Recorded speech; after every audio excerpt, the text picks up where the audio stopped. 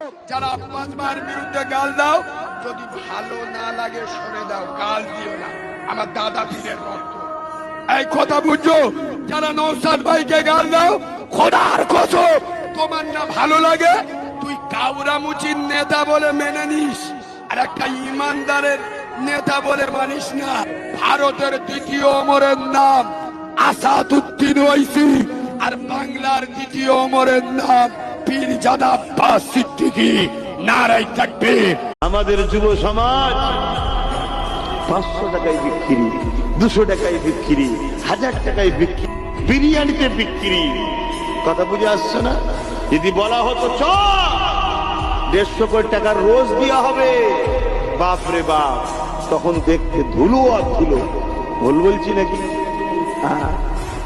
লাও না, তোমাকে 150 এমনি দিয়েছে নাকি?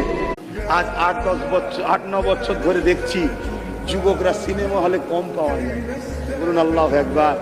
ফাংশন যাত্রাতে কম পাওয়া যায়। আল্লাহু আকবার।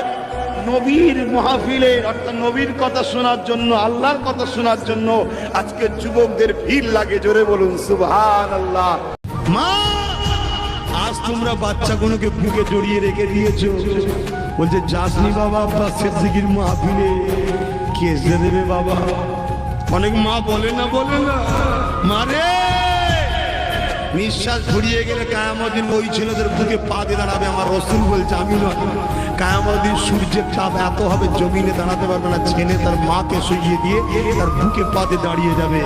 আর যারা মোস্তফার গোলাম হবে, মাকে হাতটা ধরবে আর আল্লাহর জান্নাতে নিয়ে চলে যাবে। জোরে বলুন সুবহানাল্লাহ। নিঃশ্বাসের কোনো বিশ্বাস নেই। আজ ফুরিয়ে গেলেই কাল বুঝতে পারবেন হারে হারে।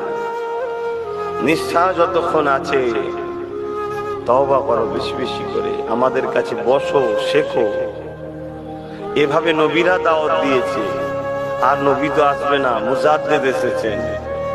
মুজাদ্দিদ তো পাড়ায় পাড়ায় গ্রামে গ্রামে আসবে না।